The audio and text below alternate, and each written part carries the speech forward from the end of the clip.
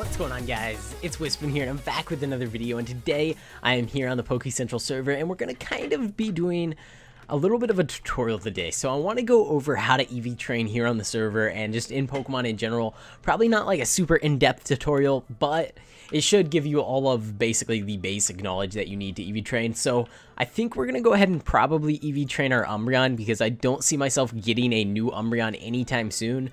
And he's a little bit different than most Pokemon. A lot of the Pokemon you either want to EV train in speed and then special attack, or speed and attack. I found those are the two most common combinations. But Umbreon, we might want to do something a little bit different. We don't really need speed on him because most Pokemon are going to outspeed him anyways. And he's more of a defensive Pokemon, so we might want to go with that, like a EV training in special defense and defense.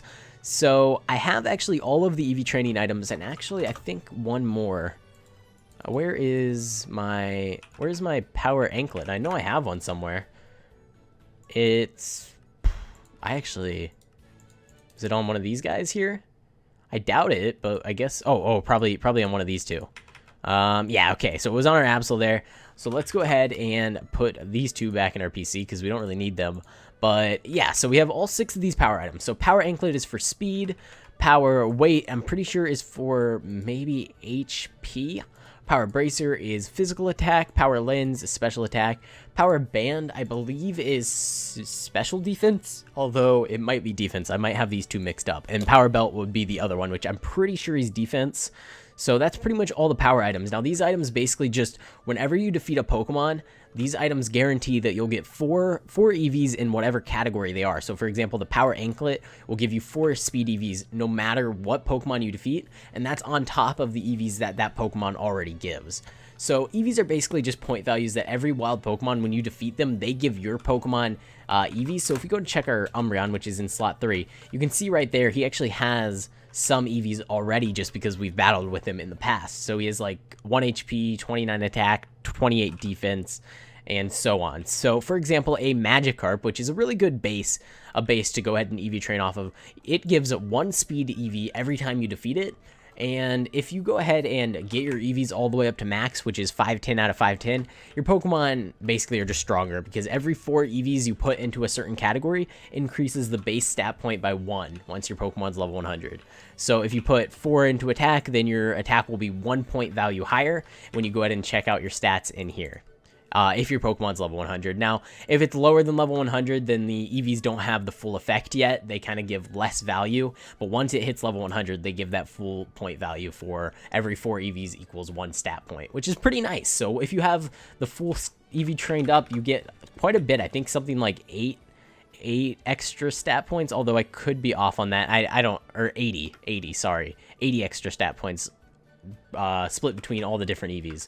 I don't know for sure. It's kind of a little bit complicated, although it's pretty easy to do the EV training. So all you need to do is basically just decide which EVs you want to train. So for our Umbreon, we're going to go ahead and I'm actually going to go ahead, hop on over here to Smogon, which is kind of like a competitive Pokemon battling website, so you can go ahead and see the best setups for all your Pokemon. I have Umbreon pulled up here, and if we go ahead and scroll down, we can see this is kind of similar to the setup that I'm going for on my Umbreon. So it recommends Calm Nature, which we have, and it recommends that we do 252 HP, 4 defense, and 252 speed. I think I'm going to go ahead and stick with that. So we're going to do this exact combination here, and I'll go ahead and show you the best way to go about doing this. So what you're actually going to want to do is head on over to PokemonDB.net/EV, and you can see all the different EVs that wild Pokemon give. So the actual EVs they give is based off of the evolution that they are, as well as the highest stat the Pokemon has. So if we go ahead and check out HP, since we're going to be training our Umbreon in HP, we can see Caterpie is the lowest evolution, so it gives 1 EV total, and its highest stat is actually HP, so it gives 1 HP EV. And as we go down the list, we can see Nidoran gives 1 HP, Nidorino, which is its evolution, gives 2 HP, and then Nidoqueen, which is the final evolution, gives 3 HP. So the higher evolution the Pokemon is, the more EVs it gives, but also it's just based off of their highest stat is the type that it gives. So if we're looking through this, we can see Caterpie, Nidoran rather, Clefairy, Jigglypuff, Slowpoke. Slowpoke could be a good one to train on. And you just kind of got to find a Pokemon that's common, who spawns quite a bit at night around spawn. Marill, you see a lot of those. So it's not that hard to actually find the common Pokemon. You can see there are just a bunch in here. If you actually go to a mushroom biome, if you can find one of those, Shroomishes spawn like crazy there. They're all over the place. And you can find a lot of Whismers in Extreme Hills, so just all over the place. There are tons of different Pokemon for HP at least that you can find pretty much everywhere. Drifloons spawn a lot in plains biomes. And going down the list, once you get down here, this is a lot of Pokemon that aren't implemented into Pixelmon yet, so just kind of ignore the bottom of the list here. Although a lot of these are really cool Pokemon. I want them to add Yveltal. This is an awesome Pokemon. Anyways, guys, jumping back onto the server here, we can see our Umbreon is actually already slightly EV trained, and the problem with that is if we go ahead and take... Why, Luna? Go away. Leave me alone. And if you go ahead and take a look at his EVs here, EVs 3, you can see he's already EV trained in quite a bit. Now, there are a couple different ways that you can reduce EVs if you mess them up. The first way is actually just going ahead and doing /kits, and you should be able to see... the reset EVs kit costs 50,000, but it resets all your EVs to 0, which means you can go back and train your Pokemon correctly. Now, EV trained Pokemon are actually a lot more powerful than regular Pokemon. It will make a big difference, especially in a battle where you're like fighting the exact same Pokemon. If you're EV trained and the opponent isn't, then you're definitely going to win, as long as your IVs are also pretty decent. So you're going to want to go ahead and check that out. If you have a lot of EVs. Now, you can also go ahead and check out, I think it's in the, is it in the vitamins? All right, these berries here. So there's 6 different types of berries that each cost 2,000, and they reduce EVs by 5. So I think we're going to go with the we're going to go with the berries here. And the reason for that is they reduce them by 5. So if we go ahead and add up the total amount of EVs here and divide by 5 and then multiply by 2,000, we can actually see the cost that it's going to cost us to go ahead and reduce everything down to 0. And we can ignore HP, we can ignore defense. Actually, we're probably going to have to reduce defense a little bit. And we can ignore speed. So actually, pretty much the three highest ones here, attack, defense, and special attack, we're going to have to reduce all 3 of those. So let me go ahead and figure out how much it's going to cost us. I think it should be pretty cheap. Alright guys, so based off of my terrible math skills, I'm pretty sure that... I just got a dandelion. Leave me alone, Luna. I can't focus on the video when you're following me around with that creepy head. Oh my god. Okay, but I'm pretty sure it's going to end up costing us around 36,000. So we got to make sure we buy the right ones, which I probably should have looked this up beforehand because I actually have no idea what the right ones are. So let me look up EV berries Pixelmon just so we can get a little bit of an idea here on what the berries are for each type. So for speed, we don't need the speed ones. Okay, so we actually need... All right, here they are. Okay, so HP is Palm Egg. We can ignore that. Kelpsy we need 6 of, I think, hopefully. So that's going to be 12,000. And then we also need 6 for the special attack. I'm pretty... Is that... I should check. Should make sure. Just so I'm not wasting money. Actually, no. We need 5 for the special attack, 6 for attack. Okay. 5 for special attack, 6 for attack. So we need 5 of these Hondu berries. And then we need 6 for attack, which is Kelpsy. Right? Did we not buy the other ones? I'm really confused right now. Did I not click buy? /Bal. I know I had over 100,000. I don't know if I ever clicked buy. Okay. This is getting hard to sort out. All right. So we got the 6 Kelpsy, and then we need the 6... What was it?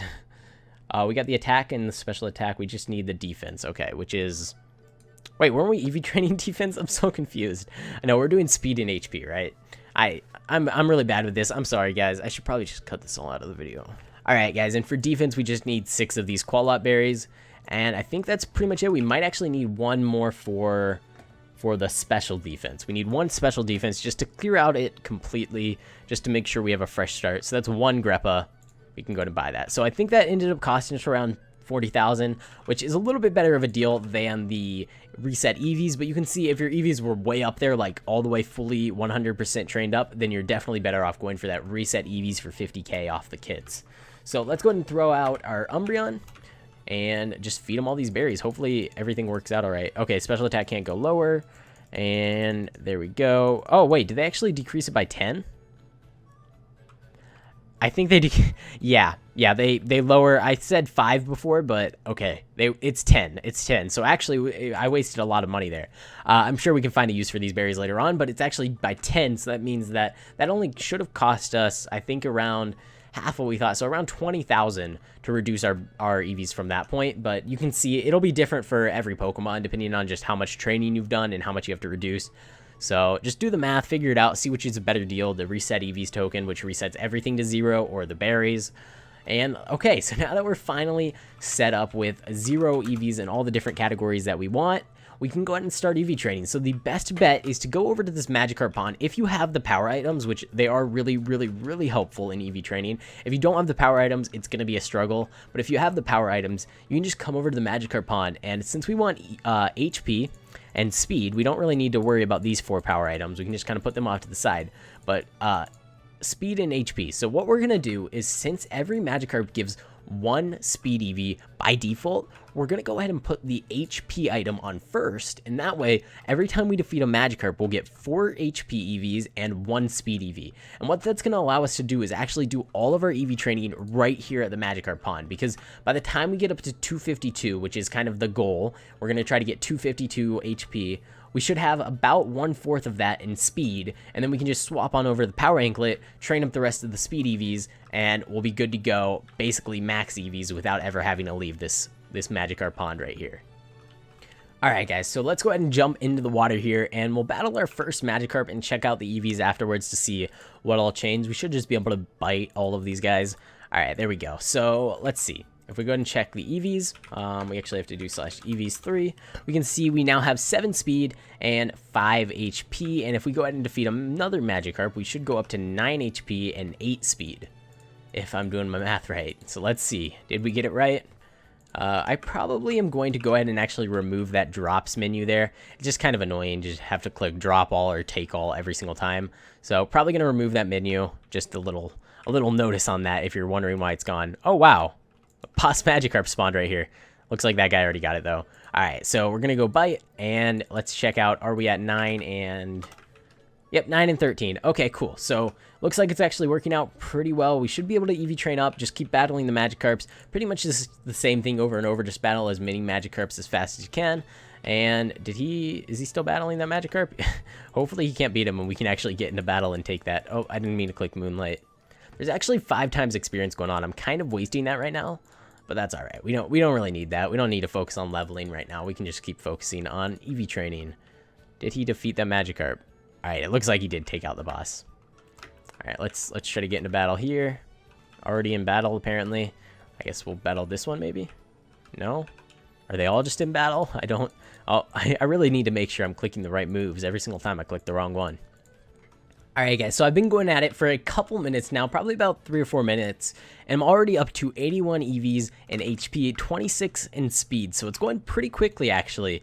A lot faster than I expected. Now, if you don't have these power items here, like the power weight and all the different power items, this is going to take quite some time to do it this way, so you're probably better off going and finding Pokemon that give more than 1 EV and trying to battle off them. Maybe we'll add an EV training center sometime in the future, but I don't know. I kind of just feel like that's not the best. I don't really like adding in sort of features that allow you to just sit in one place and do all the work. Like, for example, Safari Zone, if we added one of those, then you just go to one place to catch all your Pokemon. If we added in... Alright guys, so I've been going on for about 3 or 4 minutes, and I'm up to 85 HP EVs and 27 speed EVs. Haven't even really spent much time EV training, so it's going up a lot faster than I expected. And I think we should be done pretty soon here. So I'm going to go ahead and finish up my EV training, and I will be back with you guys once I've gotten up to 100%. Alright guys, so I finished up EV training after a little while, and we have ourselves our Umbreon. So 252 HP, 252 speed, 6 defense. Now I probably should have gone ahead and checked out his stats page and looked at these numbers here beforehand, and then we could have done a comparison before and after, see how much they actually changed. But I think maybe I'll do that in the future. I don't know. At the moment, it looks like her stats are probably higher. I mean, we have the 182 defense. I don't think it was that high before. We have the 91 speed. It definitely wasn't that high before. So pretty cool to see that. And I definitely think it'll go up quite a bit when we hit level 100. So that EV training should help us out. probably going to want to do it on all of my Pokemon just because it does help out. I don't have the best IVs on my Umbreon though. If we go ahead and check IVs 3, he has decent IVs, not the best, 65%. It's okay, but like I said, not the best in the world. So let's go ahead and take off this power weight. We have all 6 of these power items, which is really helpful. If you don't have the 6 power items, I definitely suggest you guys try to buy them from other players or things like that, because they are pretty nice to have around. I think you can get them from the vote crate, although maybe not. I know you can get them from event crates, and I think that might be the only way, apart from bosses, which of course you can get them from any of the bosses. So that's pretty helpful. I just wanted to include this quick little notice. If you guys are moving into my town still, make sure you don't build in this general area here, because this is the public jungle. It's not actually claimed, so you can build here, but if you do build here, then your build is going to get reverted back to the natural terrain. So we're going to go ahead and wipe it, just because you aren't really supposed to be building here. It's for everyone. This whole area has kind of been reserved. So just try to respect that and just don't build here, otherwise your house might go poof. A couple houses have already gone poof, unfortunately. So I actually just went ahead and opened up my vote crates, and I got myself a Macho Brace out of one of them. And it's kind of weird because this video has been about EV training. A Macho Brace is actually also an EV training item.